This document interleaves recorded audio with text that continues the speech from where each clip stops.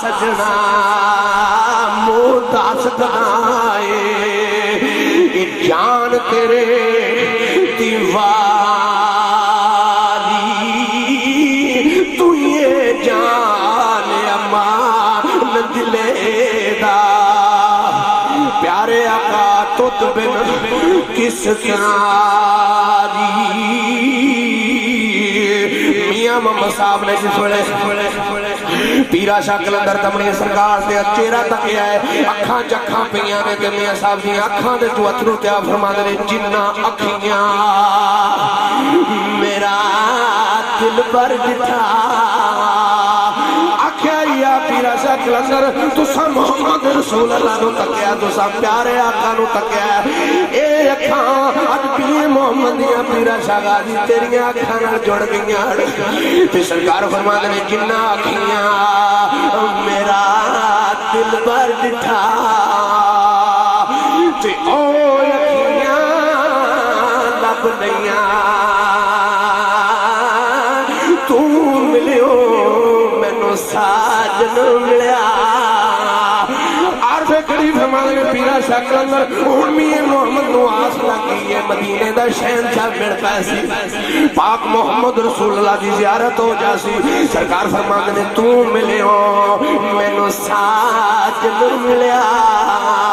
تے ہونے آسان لگ پیاں اے رونا دل دی رونی او دے حکم نہ رکھا رونا ہر ایک نو نہیں آتا سرکار کھڑی فرماندے نے رونا دل دی میل گواوے تے نالے بچھڑے سجن ملاوے رومن تومن والا بندہ تے دوزخ بھول نہ جاوے لاسٹ میں دو چار سخن ماں دی شان دے پڑھ کے اجازت چاہوں گا میں پہلو دس چکا ہوں کہ جیسے مائی صاحبہ میرے محسن برا جناب آج ہی سجاد گوندل صاحب لالا مسالے نے اس ویسے ہی سائنس ویل میں سمجھے دیں انشاءاللہ سانو نا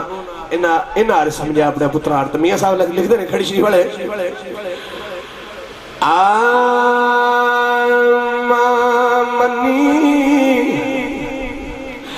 ماں منی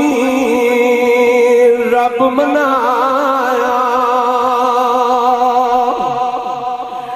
ماں منی تے رب منایا تے پہلا مرشد مائی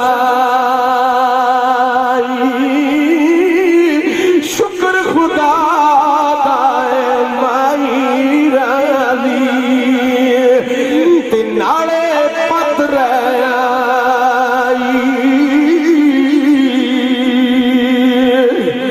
تے جناب عرض کر دے ماما دے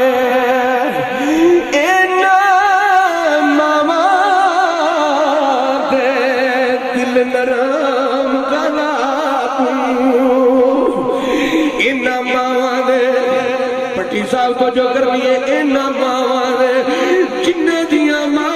زندہ نے اپنی ماں دی تابعداری کریا کرو پیر نصیر الدین نصیر گولڑے والے بندے کسے پوچھا شاہ جی میرے کو کلام نہیں پڑھا ہے وہ سائنس میں میں سمجھا جس محفل سے جاتا ہے اللہ تعالیٰ انہوں بڑی عزت پاک کر دیتے سرکار فرماندے نے اور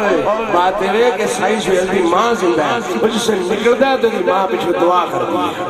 تو میاں صاحب عارف کڑی فرماندے نے ماں دے دل اے نرم گلاکوں تے قد کرن قبول جدائیاں پتران دے لکھ عیب چوبان تے سنن نمول برائیاں تے ماما والے سرکار کڑی فرمائے لوگوں جنہ دیا ماما زلال اپنی ماما نو سلام کریا کرو اپنی ماما دا احترام کریا کرو ادب کریا کرو انہاں نال پیار کریا کرو کیونکہ محمد مصطفیٰ صلی اللہ علیہ وسلم نے حکم جاری کیتا اپنی امت واسطے آکھیا ماواں دا ادب کریو ماواں نال پیار کریو ماواں دی گل منیو تے سرکار گھڑی فرماندے نے جنہاں دیاں زندہ نے انہاں نوں میاں صاحب آخدے نے اپنی ماں دا احترام کریو ماں نال پیار کریو تے سرکار گھڑی فرماندے نے ماواں والے اے ماواں تائی تے سہ فریاد لے جاوے پر رو کے مویاں ماواں والے تے اپوی چپ کر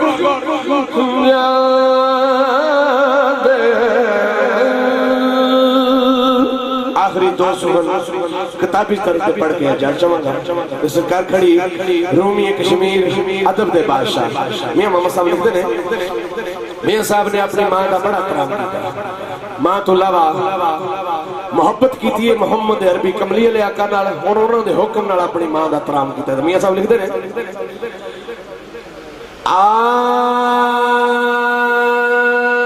پائی پائیاں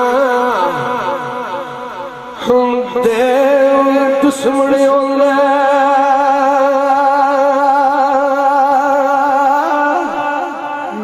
پائی پائیاں دے دشمنیوں لے پائی پائیاں دیاں پاواں تے پاپ سراں دا اے تاج محمد ماواں اٹھنیاں اینڈ چھاواں تے لیوریاں والے رب دے تے لے مائے والے رب دے تے لمیاں پہلیاں لی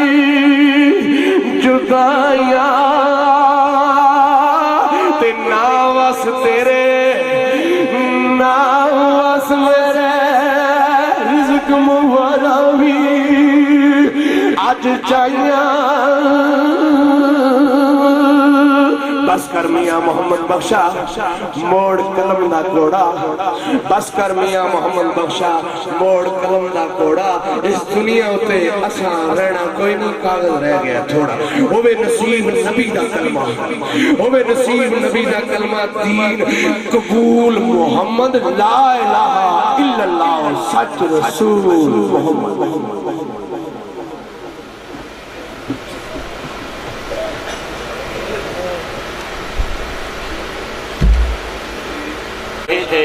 یقیناً اس کلام کے بعد کسی تقریر کی ضرورت نہیں ہے کسی بیان کی ضرورت نہیں ہے لیکن پھر بھی اہل خانہ کی بھرپور تاکید ہے کہ آپ ضرور جو ہے نا وہ 5-10 منٹ بیان فرمائیں اور مجھے یہ بھی تاکید کی گئی ہے کہ صبر کے حوالے سے کچھ جو ہے نا وہ باتیں بیان کریں تو انشاءاللہ میں مختصر ہی وقت لوں گا اس لیے کہ آج جمعہ بھی ہے اور آپ لوگوں نے نماز جمعہ بھی ادا کرنی ہے تو میں انشاءاللہ کوشش کروں گا کہ نہایت ہی مختصر وقت میں اپنا بیان پیش کروں الحمدللہ علی نوالہ والصلاة والسلام علی مظہر جمالہ بلغ العلا بکمالہ کشف الدجا بجمالہ حسنت جمیع حصالہ صلو علیہ وآلہ واصحابہ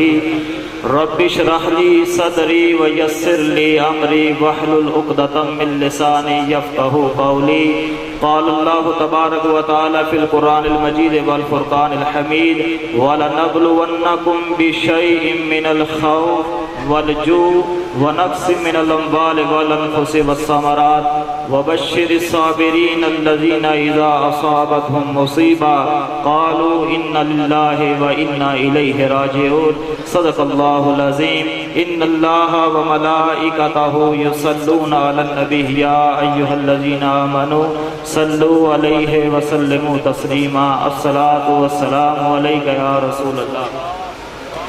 احباب ذبکار، اللہ تبارک و تعالیٰ کا بے حد شکر ہے کہ جس نے ہم سب کو حضور صلی اللہ علیہ وسلم کی مبارک امت میں پیدا فرما کر ہم سب کو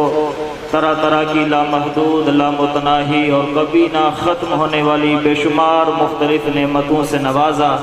اور ہم لوگ اللہ تبارک و تعالیٰ کا اس لحاظ سے بھی شکر ادا کرتے ہیں کہ جس کی توفیق سے، جس کے خصوصی کرم سے، جس کے خصوصی فضل سے ہم لوگ اس مقدس محفل کے اندر شریک ہیں۔ موضوع چونکہ صبر ہے، میں نے آیت مبارکہ بھی صبر کے حوالے سے تلاوت کی ہے۔ اس میں رب کائنات کیا ارشاد فرماتا ہے کہ میرے جو بندے ہیں نا، میں ان کو آزماتا ہوں۔ کس چیز سے؟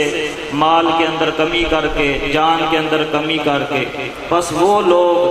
جن کو کوئی مصیبت پہنچتی ہے اور وہ یہ کہتے ہیں کہ بھائی ہمیں مصیبت آئی ہے تو کیا ہوا، ہم ان مصیبتوں کے لیے نہیں ہیں، ہم تو اللہ کے لیے ہیں، وہ لوگ اللہ کی رضا کے اوپر صابر رہتے ہیں۔ اللہ پاک کی طرف سے کیا اعلان ہے؟ وَبَشِّرِ الصَّابِرِينَ الَّذِينَ إِذَا أَصَابَتْهُمْ مُصِیبَۃٌ، ایسے صبر کرنے والے لوگوں کے لیے خوشخبری ہے۔ میں صرف ایک حدیث مبارکہ آپ کے سامنے بیان کروں گا، غور سے سنیے گا انشاءاللہ۔ غزوہ خندق کا موقع تھا، جہاں حضور صلی اللہ علیہ وسلم خندق کھود رہے تھے، وہاں حضور صلی اللہ علیہ وسلم کے صحابہ کرام بھی خندق کھود رہے تھے۔ اب حضور صلی اللہ علیہ وسلم نے اپنے صحابہ کرام سے یہ نہیں فرمایا کہ صحابہ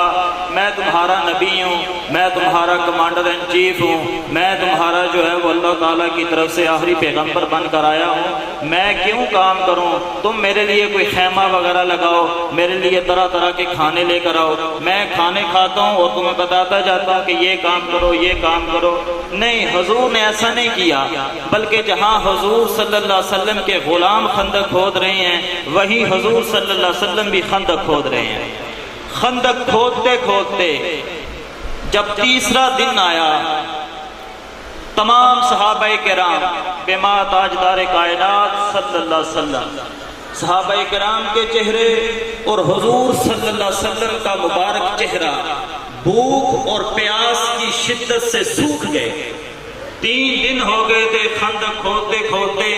نہ صحابہ کرام نے کوئی چیز کھائی، نہ تاجدار کائنات صلی اللہ علیہ وسلم نے کوئی چیز کھائی۔ حضور صلی اللہ علیہ وسلم کے ایک صحابی ہیں حضرت طلحہ رضی اللہ تعالیٰ عنہ، جب انہوں نے حضور کے مبارک چہرے کی طرف دیکھا، دل میں یہ محسوس کیا حضور کو بڑی سخت پیاس لگی ہے، حضور کو بڑی سخت بھوک لگی ہوئی ہے، لہذا حضور کی بارگاہ میں آئے، عرض کی یا رسول اللہ خندق کھود رہا ہوں، گھر میں ایک بڑا ضروری کام ہے، اگر آپ اجازت دیں تو میں وہ کام نپٹا کر آ جاتا ہوں۔ حضور نے ارشاد فرمایا صحابی بڑا اہم وقت ہے، تم نے اجازت مانگی ہے، اجازت تو ہے، جا سکتے ہو گھر، لیکن تاکید یہ ہے جتنی جلدی ممکن ہو سکے تم نے واپس آنا ہے، یہ خندق کھودنی ہے۔ ٹھیک ہے یا رسول اللہ۔ حضرت طلحہ بھاگتے ہوئے اپنے گھر آئے، گھر میں جو بیوی تھی اس سے کہا حضور صلی اللہ علیہ وسلم 3 دن سے خندق کھود رہے ہیں، 3 دن سے نہ حضور صلی اللہ علیہ وسلم نے کوئی چیز کھائی ہے، نہ حضور کے صحابہ نے کوئی چیز کھائی ہے، میں گھر میں اس لیے آیا ہوں، میں تمہیں بتانا چاہتا ہوں، میرے دل کی یہ خواہش ہے کہ میں حضور صلی اللہ علیہ وسلم کی دعوت کروں کہ حضور ہمارے گھر آئیں اور آ کر کھانا کھائیں، تم یہ بتاؤ کہ گھر میں کوئی کھانے کی چیز ہے؟ بیوی نے کہا گھر میں کھانے کی تو کوئی چیز نہیں ہے، ہاں تھوڑے سے جو پڑے ہوئے ہیں۔ آپ نے فرمایا کہ تم ایسا کرو، وہ جو جو ہے نا ان کو پیس کر آٹا گوندو، ان کی روٹیاں پکاؤ۔ بیوی نے کہا جی ٹھیک ہے۔ خود حضرت طلحہ رضی اللہ تعالیٰ عنہ گھر میں بکری کا ایک چھوٹا سا بچہ تھا، آپ اس بکری کے بچے کو چھت کے اوپر لے گئے کہ میں اس کو ذبح کرتا ہوں، اس کا گوشت بن جائے گا، سالن پکا لیا جائے گا۔ اب حضرت طلحہ جب بکری کے بچے کو لے کر چھت کے اوپر گئے، ان کے اپنے بھی 2 چھوٹے چھوٹے بچے اپنے والد کے ساتھ چھت کے اوپر گئے کہ دیکھتے ہیں کہ والد صاحب بکری کے بچے کو کیسے ذبح کرتے ہیں۔ حضرت طلحہ رضی اللہ تعالیٰ عنہ نے اس بکری کے بچے کو ذبح کیا، ذبح کر